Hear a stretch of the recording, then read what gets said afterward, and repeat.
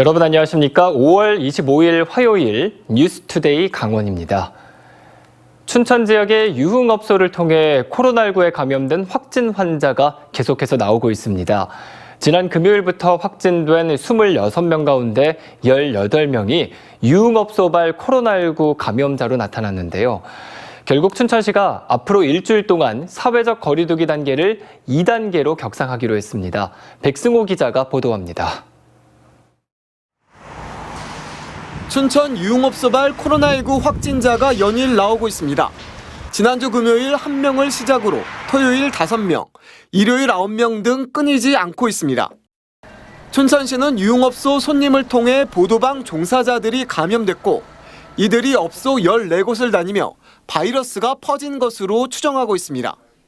이 여파로 110명이 넘는 시민들이 자가 격리된 상태입니다. 춘천시는 190곳에 달하는 유흥시설 종사자들을 전부 검사하기로 결정했습니다. 하지만 일부 업소와 보도방의 경우 미등록 외국인들이 일하고 있어 빠짐없이 검사가 이뤄질지는 미지수입니다. 등록되지 않은 보도방 및 불법 체류 외국인이 누락될 수 있기 때문에 관련자들의 협조를 요청드립니다. 가장 큰 걱정은 지역의 N차 감염입니다. 이미 유흥업소 손님과 접촉했던 친구 1명이 감염되는 등 N차 감염이 시작됐습니다.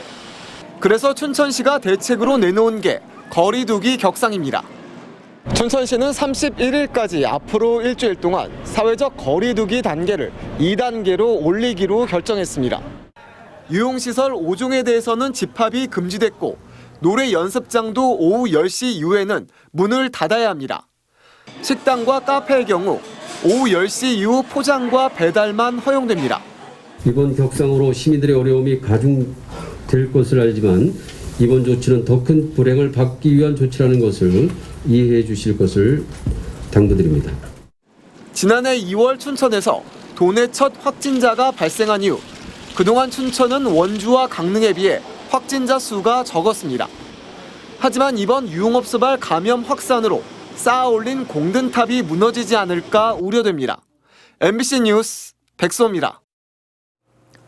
코로나19 팬데믹으로 백신과 항체에 대한 관심이 높아지고 있는 가운데 홍천군에는 국가 항체 클러스터가 조성됩니다. 지자체와 대학연구소, 바이오 기업이 손을 잡고 연구부터 항체 제조와 판매를 원스톱으로 연결해 지역 경제의 파급 효과가 클 것으로 기대하고 있습니다. 박민기 기자가 취재했습니다. 닭과 돼지 등 동물을 이용해 각종 바이러스 항체를 연구하고 있는 서울대 시스템 면역의학연구소. 이 연구가 상용화되면 사람들이 직접 백신을 접종하지 않고도 항체를 보유해 일본에서도 연구 개발이 진행되고 있습니다. 난황 항체라고 불리는 IgY라는 항체를 이용한 코비드19 코로나19에 대한 대응책을 마련을 하는 것인데 강원도는 홍천군 서울대 시스템 면역의학연구소와 업무 협약을 체결하고 국가항체 클러스터를 구성하는 데 합의했습니다. 홍천 북방인재개발원에 총 사업비 600억 원을 투입해 병원성 바이러스 중화항체 치료제 개발센터와 면역항체 치료소재 개발 지원센터, 미래 감염병 신속대응 연구센터를 구축합니다.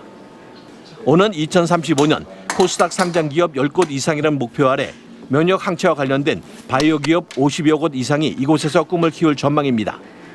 원천 기술을 가지고 대량 생산 체제에 들어가게 되겠습니다. 그러면 그 대량 생산을 할 회사들과 홍천에 공장을 짓게 되겠습니다. 거기에 이제 많은 인원이 고용되게 되겠고요. 홍천군은 오는 2035년까지 고용과 취업 유발 효과 15,900여 명, 생산 유발 효과가 2조 7천억 원에 달할 것으로 보고 적극적인 지원에 나섰습니다. 항체, 면역 관련된 사업이 우리 홍천에서 중심이 돼서 이루어질 수 있다는 데 큰 의미가 있고요. 앞으로 기업 유치과 함께 연계하면서 우리 홍천군의 미래 성장 동력으로 항체를 중심으로 춘천과 원주 홍천을 연결하는 바이오 로드를 제안한 강원도는 일본 바이오 회사와의 다자간 업무 제휴 협약을 체결하는 등 K-바이오 첨단산업 글로벌 핵심 기지를 꿈꾸고 있습니다. MBC 뉴스 박민기입니다. 주민들이 저승길 도로라며 개선을 요구했던 마을 앞 도로에서 지난 주말 또다시 인명피해가 발생했습니다. 저희 MBC의 보도가 나간 지 5개월 만인데요. 대책 마련이 굼뜬 사이 또 한 명이 목숨을 잃었습니다. 김진아 기자입니다. 지난 주말 오후 2시 40분쯤 횡단보도에 보행 신호가 켜진 뒤 1톤 트럭이 무언가를 치고 급하게 멈춰섭니다. 트럭에 부딪힌 건 마을 주민 80대 할머니. 길을 건너다 신호를 위반한 차량에 치여 숨졌습니다. 해당 도로는 인근 고속도로 나들목 진입을 위해 지난 2003년 4차로로 확장됐는데 이후 벌써 8번째 사망사고입니다. 주민들은 농사를 짓기 위해 빈번히 건너야 하는 이 도로를 목숨을 건 저승길 도로라고 부르고 있습니다. 간판은 60km인데 실질적으로 60km 달리는 차가 없어. 80km, 100km 이상 달리지. 여기 마음 놓고 달릴 수가 없다니까요. 주민들의 끈질긴 요구에 시속 80km던 제한 속도가 최근에야 60km로 하향됐지만 사고 지점에 원천적인 감속 시설이 없다 보니 과속과 신호 위반이 계속되고 있습니다. 실제 취재 도중에도 정지 신호에 멈추지 못해 횡단보도까지 올라선 차량을 쉽게 찾아볼 수 있었습니다. 대부분이 노인인 보행자들에게 위험천만한 도로지만 CCTV도 없어 사고 조사도 주민들 집 외부에 설치된 CCTV에 의존하고 있습니다. 5개월 전 경찰과 도로관리사업소가 합동 실사까지 벌였지만 현재까지 개선된 건 사고 지점 반대편 방향에 과속 카메라가 설치된 게 전부입니다. 주민들은 횡단보도 직전 구간에 속도를 낮출 수 있는 회전교차로 설치를 요구했지만 감속으로 인한 차량 간 사고 위험이 크다며 받아들여지지 않았습니다.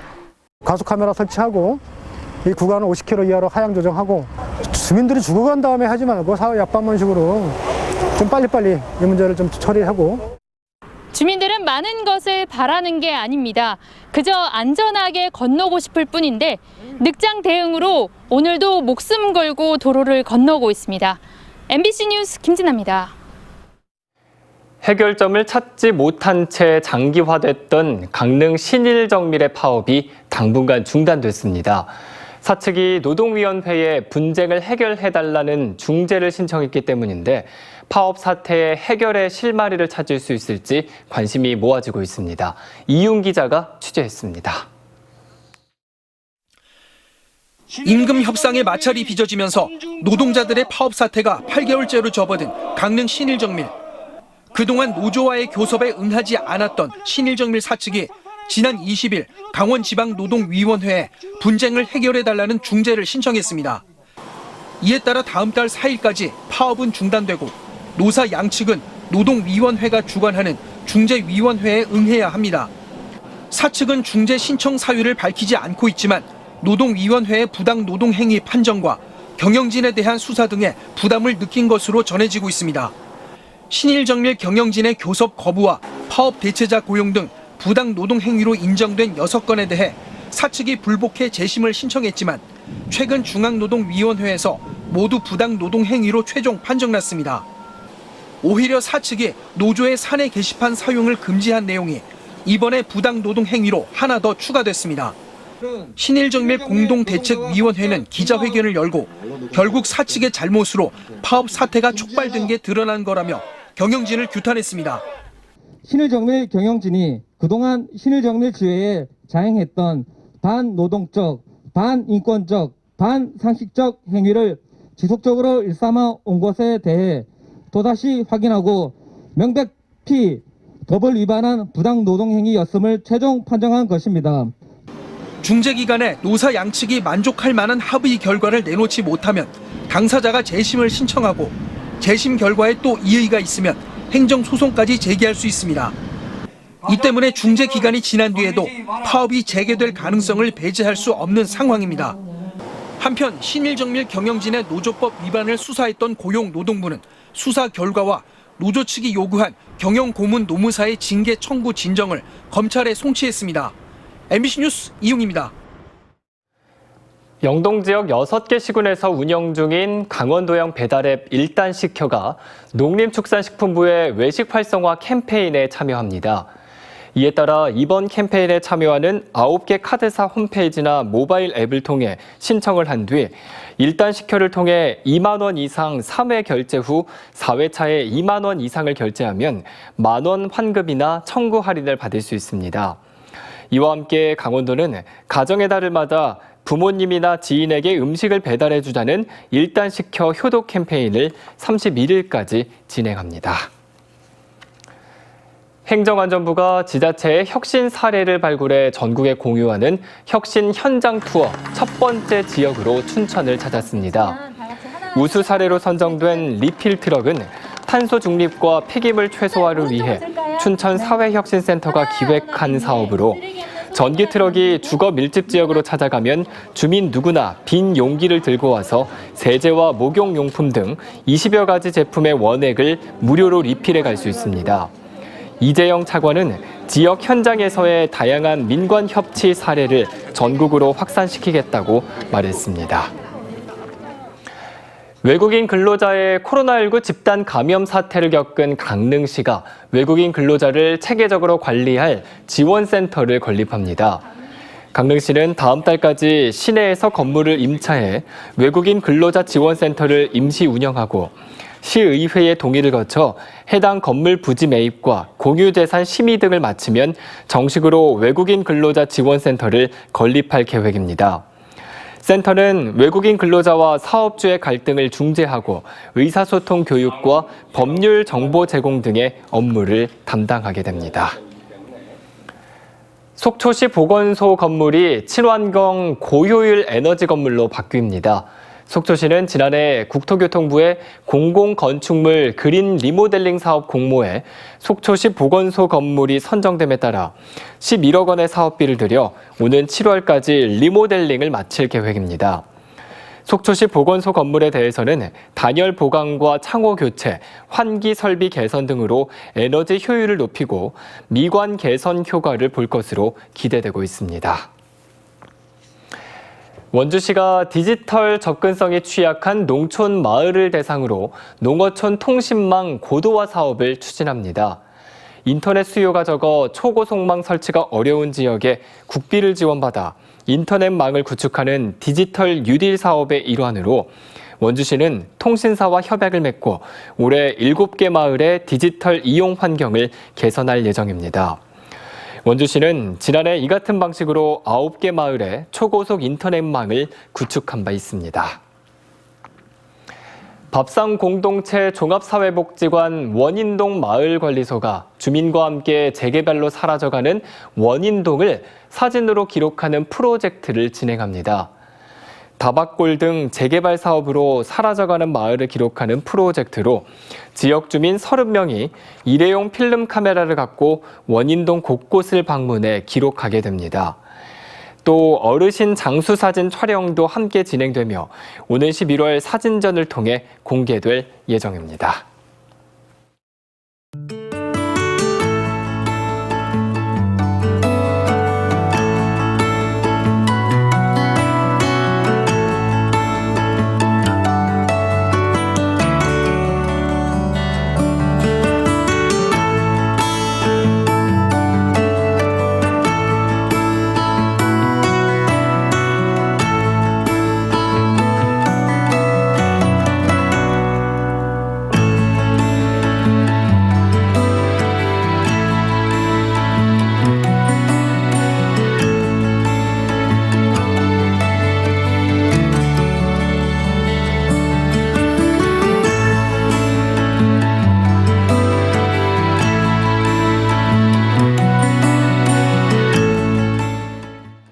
강원FC의 수비수 김영빈 선수가 국가대표에 선발돼 월드컵 예선전에 참가합니다.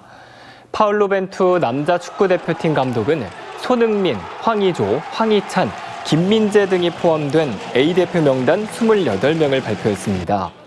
김영빈은 강원FC 소속 선수로는 유일하게 대표팀 명단에 이름을 올렸습니다. 이번 선수단은 2022 카타르 월드컵 2차 예선 H조에 남은 3경기를 치르게 됩니다. 강원도가 도내 다문화 가정과 한부모 가정 등 소외계층 어린이들이 직업체험 테마파크인 키자니아를 이용할 수 있도록 오늘 초대권 112장을 강원사회복지공동모금회에 기탁할 예정입니다. 이는 작년에 강원도와 키자니아 서울이 맺은 파트너십에 따른 겁니다.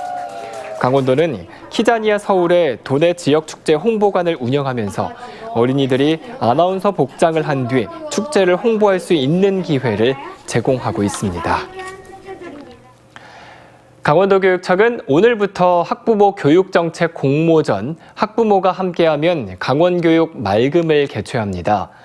학부모 대상으로 운영하는 이번 공모전은 교육과정과 통학, 시설, 급식 등 학교 개선과 아동 청소년 학교 밖 지원, 학부모 지원 등 4개 분야에 걸쳐 오늘부터 6월 7일까지 온라인으로 진행합니다.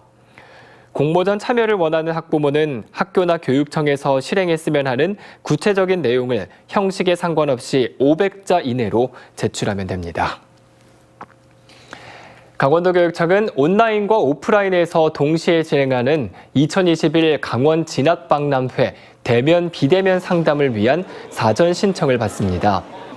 지난 22일부터 시작해 6월 19일까지 이어지는 온라인 진학박람회 상담은 홈페이지를 통해 오는 30일까지 신청을 받고 있습니다. 대면 상담이 이루어지는 오프라인 박람회는 6월 5일 강릉 영동대 체육관, 6월 12일에는 춘천 호반체육관, 6월 19일 원주 상지대 체육관에서 각각 진행될 예정입니다. 철원 한탄강 무릿길 트레킹이 지난한 코로나19 위기 속에서도 지역 경제에 보탬이 된 것으로 나타났습니다. 철원군은 지난해 11월부터 올 4월 중순까지 한탄강 무릿길 트레킹을 운영한 결과 26억 6천만 원의 지역경제 파급 효과를 거뒀다고 밝혔습니다. 또 사전 예약제와 명부 작성 등 감염 예방 수칙을 준수해 운영 기간 동안 코로나19 전파 사례가 발생하지 않았다고 덧붙였습니다. 철원군은 올해도 10월부터 태봉대교 고석정 구간의 개방을 시작으로 한탄강 무릿길 트레킹을 운영할 예정입니다. 춘천문화재단은 춘천 예술인 스터디 모임을 지원하는 사업을 펼칩니다. 4인 이내의 지역 예술인들이 기술 융합이나 지역학 등 공통 관심사를 기반으로 모임을 구성해 신청할 수 있습니다. 이상으로 뉴스투데이 강원을 마칩니다. 고맙습니다.